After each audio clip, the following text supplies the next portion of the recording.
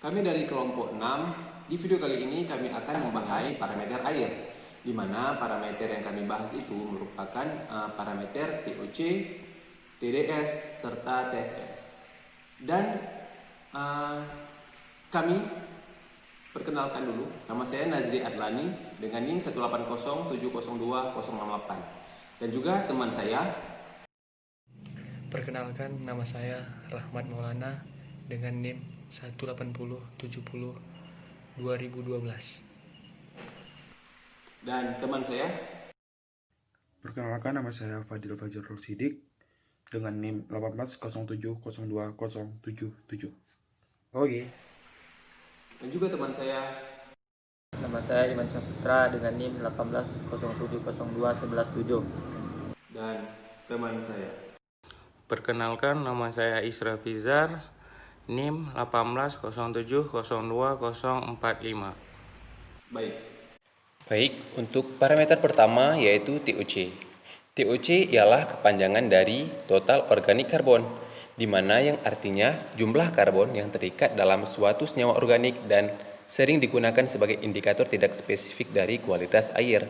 Karbon yang merupakan penyusun utama bahan organik merupakan elemen atau unsur yang melimpah pada semua makhluk hidup. Sehingga senyawa karbon adalah sumber energi bagi semua organisme. Selain karbon organik, keberadaan karbon anorganik juga mempengaruhi aktivitas biologi di perairan. Oke. Untuk penjelasan dari baku mutu akan disampaikan oleh teman saya yang bernama Rahmat Maulana. Kepada Rahmat, kami persilahkan dengan segala hormat. Terima kasih Nazri. Selanjutnya saya akan menjelaskan tentang baku mutu dari TOC. Untuk parameter TOC, IC dan TC tidak memiliki batas maksimal yang tercantum pada baku mutu air minum, baik pada Permenkes RI nomor 42 Menkes per 4 2010 maupun SNI 01355/2006. TOC merupakan bagian dari bahan organik, tetapi pada Permenkes 492 Menkes per 4 2010, parameter bahan organik hanya mencakup batas-batas maksimum bahan kimia organik saja. Sedangkan karbon di perairan juga terdapat dalam bentuk karbon organik yang berasal dari tumbuhan atau biota akuatik, baik yang hidup ataupun yang mati dan menjadi detritus.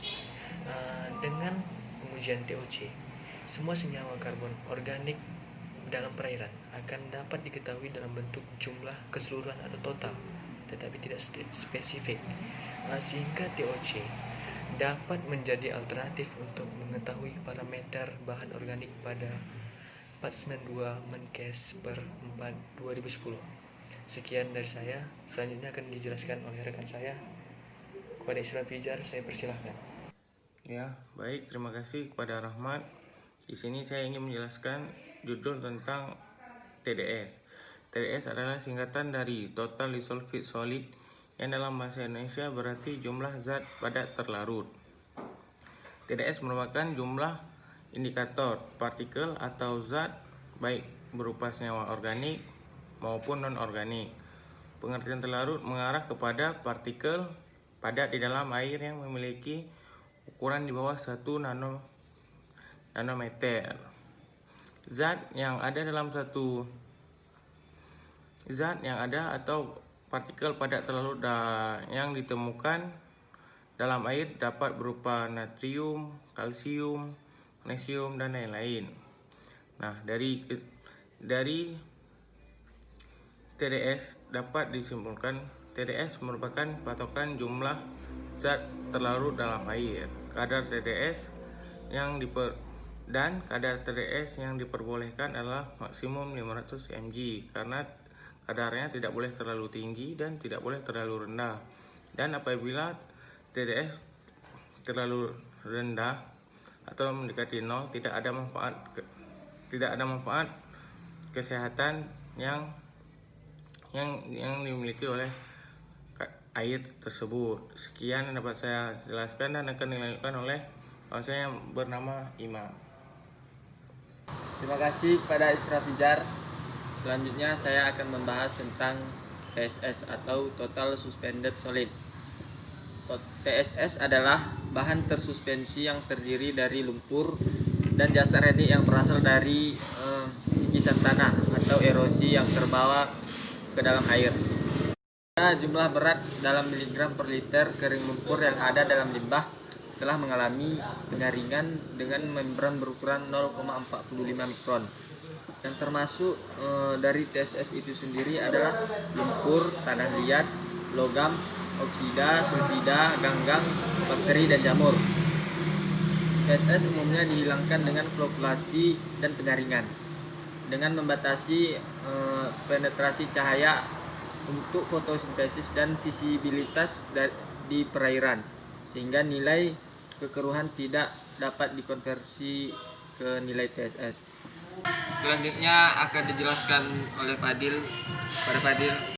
Terima kasih pada Imam. Baik, di sini saya akan melanjutkan penjelasan dari Imam, yaitu di bab TSS, yang mana pada contoh kasus pembukaan lahan yang dilakukan oleh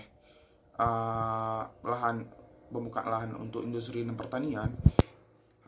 Hal ini merupakan salah satu yang akan berdampak pada lingkungan ekosistem air itu sendiri, pada lingkungan perairan, yang mana bukan hanya ekosistem air yang terganggu di sini, tapi juga manusia itu sendiri, karena kita ketahui bersama bahwa manusia ini membutuhkan air sebagai kebutuhannya sehari-hari. Dan kemudian jika hal ini terus berlanjut, maka ini akan menyebabkan berbagai dampak-dampak negatif bagi tubuh manusia itu sendiri, karena kandungan merkuri yang ada di dalam air tersebut. Berdasarkan hasil keputusan pemerintah, jumlah TSS yang diperbolehkan itu sesuai baku mutu TSS-nya adalah kurang dari 5 mg per liter, dan yang paling tinggi itu adalah 500 mg per liter. Baik, sekian dari saya. Maaf jika ada kata-kata yang salah. Assalamualaikum warahmatullahi